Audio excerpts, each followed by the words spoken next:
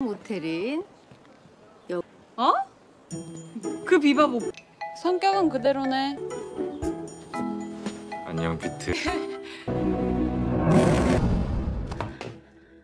야.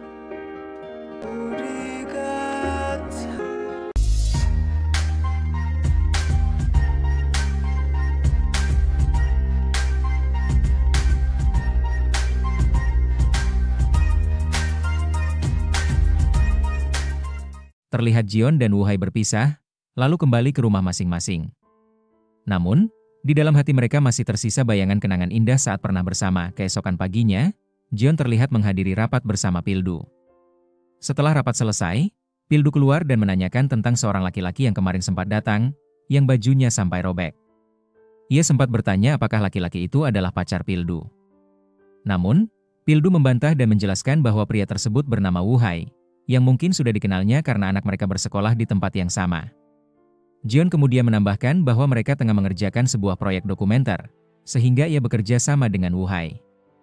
Kemudian Jion mendatangi Taerin dan memberitahunya mengenai Woo Hai. Ia mengatakan bahwa keduanya akan bekerja bersama dalam dokumenter tersebut. Taerin tanpa khawatir, mengingat masa lalunya yang sempat menimbulkan gosip buruk. Ia takut reputasinya kembali tercoreng. Namun Jion menenangkannya, meyakinkan bahwa hal itu tidak akan terulang. Selanjutnya, Jion terlihat di toko bunga bersama Woo Hai.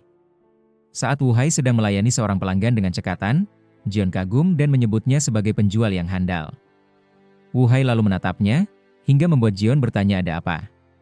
Woo Hai memuji Jion yang tampak lebih cantik dari biasanya. Jion segera mengalihkan pembicaraan dan mengingatkan Woo Hai agar di depan orang lain mereka hanya bersikap seperti teman sekelas. Namun Woo Hai menolak, dengan alasan bahwa setelah ciuman di masa lalu, mereka tidak mungkin hanya sekadar teman sekelas. Jion terkejut dan memintanya untuk tidak lagi membicarakan hal itu. Ia menegaskan bahwa di hadapan orang lain, mereka hanyalah teman sekelas. Tak lama kemudian Sora datang ke toko bunga. Awalnya ia tidak menyadari bahwa Woo Hai ada di sana. Setelah diberitahu Jion, ia sangat gembira melihatnya dan mengatakan bahwa Woo Hai sudah tumbuh dewasa. Ia bahkan mengaku sudah menonton acara masa kecil Woo Hai. Pertemuan itu membuat Sora bahagia, dan ia mengajak Woo Hai bekerja sama dalam proyek yang akan datang. Di sisi lain, Pildu memanggil Jion untuk berbicara. Ia mengungkit masa lalu Woo Hai dan merasa khawatir jika kabar buruk itu kembali mencuat. Ia meminta Jion menjaga jarak antara Woo Hai dan Taerin. Jion menyanggupi permintaan tersebut. Setelah itu, Seokju bertanya pada ibunya mengapa ia selalu memperlakukan Woo Hai dengan dingin. Namun sang ibu menolak menjawab dengan jelas, lalu ditampilkan kilas balik saat Woo Hai menghadiri pemakaman ibunya. Banyak kamera menyorot dan memotretnya tanpa henti, sementara Pildu hadir di sana, memperhatikannya dari kejauhan. Tak lama kemudian, penagih utang muncul, menuntut keluarga Woo Hai sekaligus menuding kematian ibunya. Situasi itu membuat para wartawan semakin gencar membidikkan kamera. Setelah mendengar percakapan tersebut, Seokju bertanya apakah ibunya benar-benar sedang membicarakan Woo Hai 13 tahun lalu. Namun sang ibu segera menepis dugaan itu. Kembali ke masa kini, Woo Hai akhirnya bertemu lagi dengan Taerin di lokasi syuting. Taerin terkejut melihatnya yang sudah dewasa, karena dulu mereka pernah bekerja bersama dalam acara anak-anak. Mereka mencoba mengulang adegan masa kecil mereka, namun suasananya terasa canggung. Sora lalu meminta Jion untuk membantu, dengan berpura-pura menjadi penonton yang mengenali Woo Hai sebagai aktor cilik. Akan tetapi, Jion merasa malu dan menolak. Woo Hai justru menyemangatinya untuk mencoba, meski beberapa kali ia tetap gagal melakukannya. Saat syuting berlanjut, Woo Hai dan Taerin bekerja sama. Namun, begitu kamera menyorotnya, Woo Hai tiba-tiba teringat pada masa lalunya dan tidak bisa melanjutkan adegan.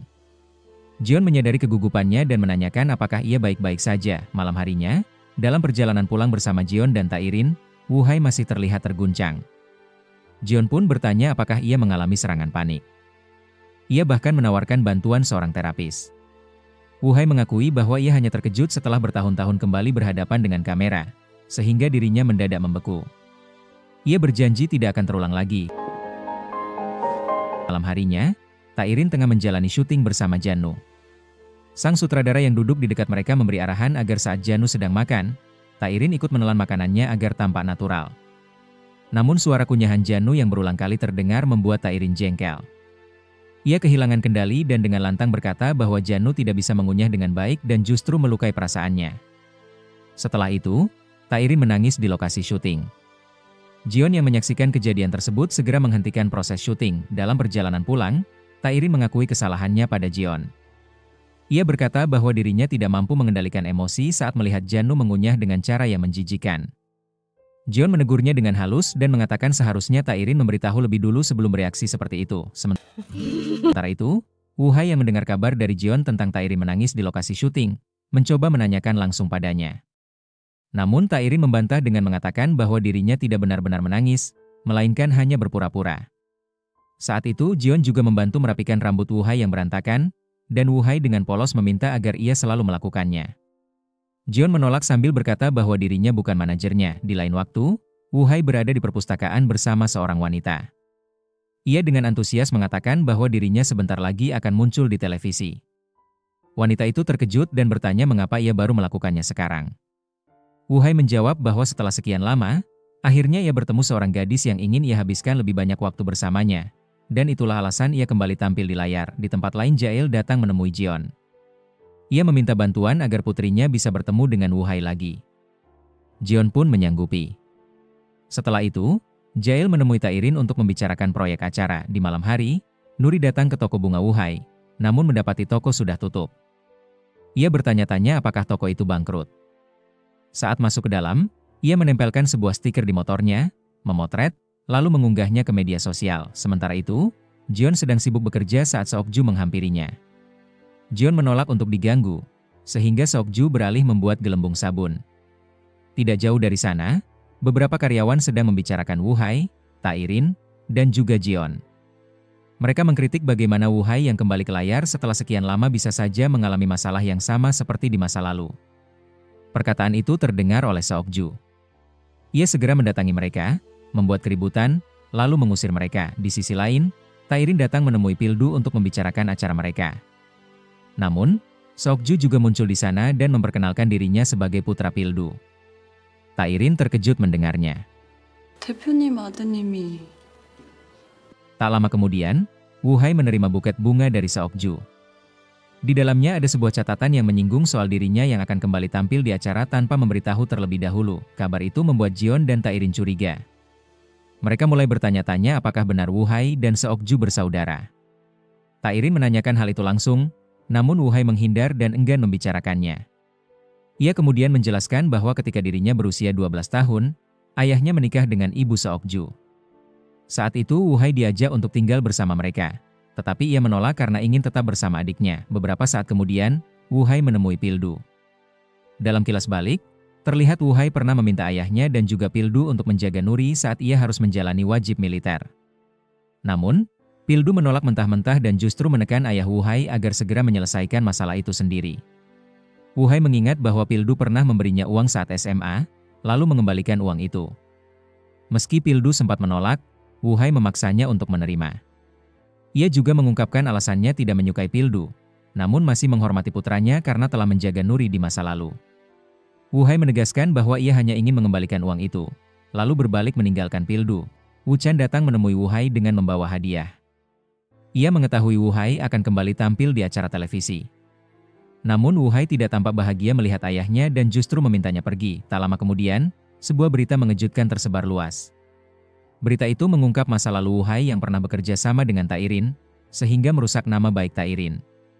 Kabar tersebut segera menjadi gosip yang akhirnya sampai ke telinga ayah Woo-hai, membuatnya terkejut. Pada awalnya, Woo-hai mendapat telepon, namun ia tidak sempat menjawab. Beberapa saat kemudian ia menanyakan apa yang terjadi. Saat itu, ia diberitahu tentang sebuah berita buruk yang menyebar mengenai dirinya. Adegan kemudian beralih ke masa lalu, di mana Woo-hai mengingat peristiwa ketika ia hadir di pemakaman. Saat itu, para penagih hutang mendatanginya dan menuntut agar uang yang pernah dipinjam ayahnya segera dikembalikan. Mereka berkata bahwa uang tersebut dulu diberikan kepada ayahnya. Namun, ayah Woo-hai datang dan menyelamatkan anaknya dari situasi itu, lalu membawanya pergi. Kembali ke masa kini, Jeon mendatangi Woo-hai dan memeluknya dari belakang. Dengan penuh penyesalan, ia meminta maaf karena selama ini tidak lebih dahulu memperhatikan keadaannya, lalu berjanji akan memperbaiki segalanya. Saat Jeon hendak pergi, Woo-hai menahan tangannya dan memohon agar ia tidak meninggalkannya. Dengan tulus, ia memohon agar Jeon memeluknya sekali lagi, dan Jeon pun akhirnya mengabulkan permintaan itu.